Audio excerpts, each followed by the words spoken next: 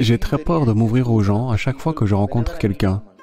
Je me sens mal à l'aise et je m'échappe. Est-ce un problème mental ou je ne suis pas adapté à la société? Que dois-je faire? Donc, vous êtes exagérément anxieux à l'idée de rencontrer des gens, d'interagir avec des gens. Vous avez entendu parler du mot yoga? Quand je dis yoga, vous pensez immédiatement à vous contorsionner, non? Le mot yoga veut dire union. Union veut dire, voyez, dans votre expérience de la vie, il y a vous et il y a le monde. Donc c'est vous contre l'univers en réalité. Vous contre l'univers est une compétition qu'il vaut mieux éviter. Allô?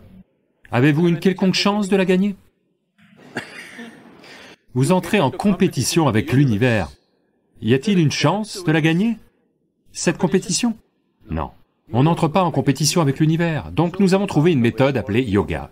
Yoga signifie union. Cela signifie que consciemment vous effacez les limites de votre individualité pour qu'il n'y ait rien de tel que vous et l'univers. Les deux semblent faire un.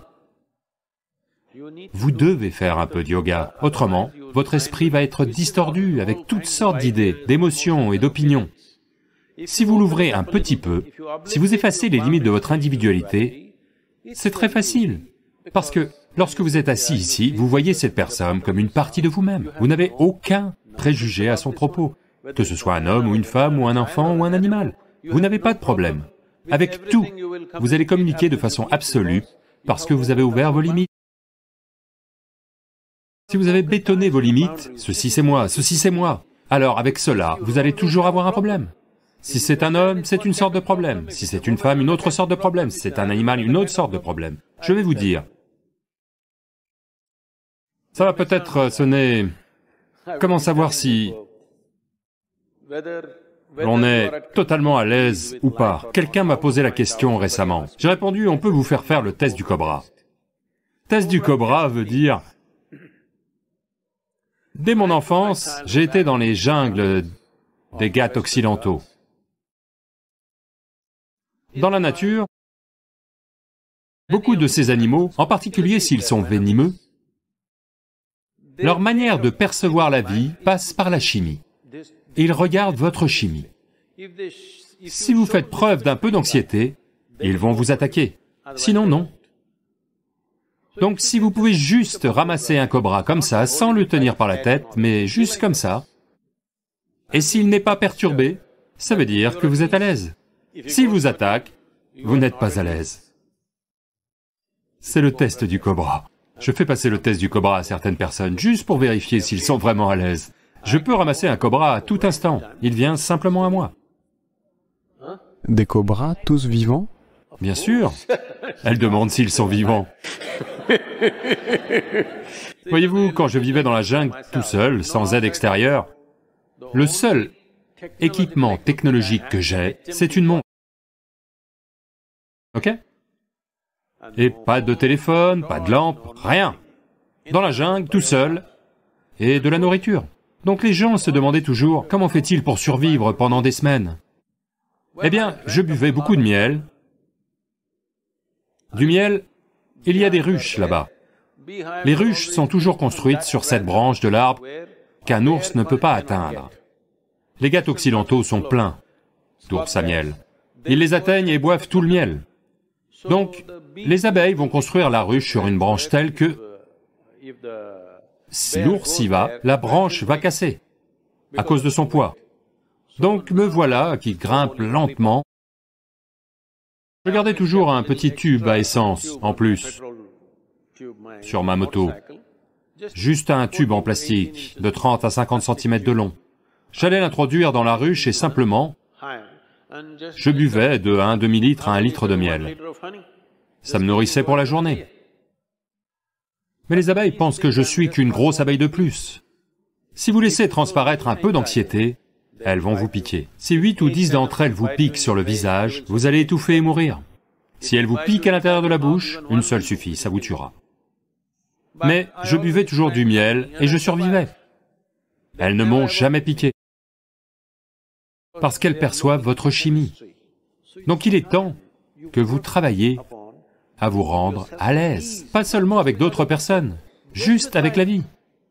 La vie que vous êtes doit être à l'aise. Si vous n'êtes pas à l'aise, vous ne réaliserez jamais votre plein potentiel. Et par-dessus tout, voyez-vous, en chaque être humain, il y a un certain génie. Mais 99% des gens vivent et meurent sans jamais exprimer le génie en eux. Pour qu'il s'exprime, pour que le véritable potentiel en vous s'exprime, votre vie doit atteindre un état d'aise. Il y a toute une science et technologie appelée yoga, pas seulement des contorsions et des galipettes. Elle aborde comment gérer votre corps, comment gérer votre chimie, comment gérer vos énergies, comment gérer vos fluctuations mentales. Si vous amenez ceci à un certain niveau, vous êtes à l'aise. Lorsque vous êtes à l'aise, s'il y a cette personne-ci, cette personne-là, animal, diable, qui que ce soit qui arrive, vous êtes à l'aise. Que vous soyez à l'aise est extrêmement important.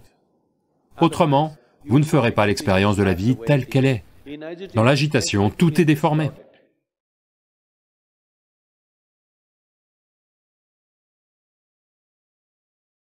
Ma question porte sur la complexité de toute relation.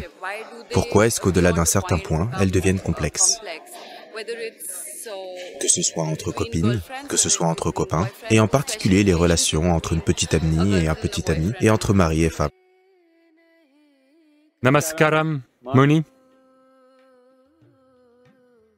Donc vous commencez à goûter à l'aigreur des relations. Bien sûr, tout le monde connaît aussi la douceur des relations. Mais il y a aussi beaucoup d'aigreur. Malheureusement, aujourd'hui, nous avons encore absorbé cela de l'Occident, que si vous prononcez le mot « relation », les gens pensent généralement aux relations corporelles, ou d'une certaine façon, ça doit être entre un homme et une femme, ou autre chose, mais essentiellement une relation basée sur le corps. Non, les relations peuvent être de nombreuses sortes. Si ce sont des relations basées sur le corps, habituellement l'excitation à propos du corps de l'autre va s'éteindre au bout d'un certain temps. Ce que vous pensiez être ultime n'est plus ultime après un certain temps. Il est naturel que vous commenciez à sortir de cela. Alors, quand l'attraction principale qui a uni les gens se met en quelque sorte à fondre, sans savoir pourquoi, ils commencent à être désagréables l'un avec l'autre. Parce qu'essentiellement, une telle relation a pour intention d'extraire de la douceur d'une autre personne, d'extraire du bonheur d'une autre personne. Donc si vous essayez d'extraire de la joie de quelqu'un, après un certain temps, vous verrez que quand ça ne donne pas les mêmes résultats qu'au début, une certaine aigreur va apparaître. C'est important. Quand vous êtes jeune, certaines choses peuvent se produire. Lorsque vous vieillissez, quand je dis vieillissez, d'hier à aujourd'hui, vous êtes plus vieille. Je ne dis pas que vous êtes vieille, Muni. Je dis juste que d'hier à aujourd'hui, vous êtes un peu plus vieille. Donc aujourd'hui, vous devez penser en termes des relations que vous entretenez dans votre vie, pas nécessairement les relations biologiques, tout type de relation que vous avez. Si la relation est basée sur l'expression de votre joie, pas sur une extraction de joie. Pour cela, vous devez devenir joyeuse par votre propre nature avant tout. Si vous vous concentrez sur ça, que vous êtes exubérante et débordante de joie, si c'est le cas, et que votre relation ne consiste qu'à partager cela, alors vous n'avez pas à vous soucier du cirque habituel que les gens traversent en termes de relations. Gérer les relations veut dire que dans la vie de tous les jours, une relation ne reste peut-être pas cantonnée à un domaine de la vie. Une fois que les gens sont ensemble, ils vont devoir partager beaucoup de choses. Naturellement, vous allez commencer à vous marcher sur les pieds pour beaucoup de petites choses qui arrivent. Pour cette raison, il y aura de nombreuses interactions, ou vous pouvez même les appeler altercations, elles vont se produire. Tout cela, vous ne pouvez pas le gérer tous les jours. Les gens pensent pouvoir gérer, après un certain temps, vous verrez, vous ne pouvez pas gérer. Donc, la meilleure chose est de vous gérer vous-même de telle manière que vous soyez un être naturel, exubérant et joyeux. Si tel est le cas, les relations se produiront. Et les relations ne seront pas basées sur des besoins. Lorsque les relations sont fondées sur des besoins, si ce dont vous avez besoin ne vient pas, vous commencerez à pleurnicher, vous allez commencer à vous plaindre, et vous commencerez à vous sentir amer, parce que ce que vous êtes censé obtenir, vous ne l'obtenez pas. Si vous éliminez ce besoin en vous, si vous êtes un débordement naturel de joie, si vous faites cette seule chose, vous pouvez avoir de fabuleuses relations avec toutes sortes de gens, indépendamment de qui ils sont. Ils n'ont pas forcément besoin d'être votre genre. Avec toutes sortes de gens, vous pouvez entretenir de merveilleuses relations. Puissiez-vous avoir les plus belles relations possibles dans votre vie.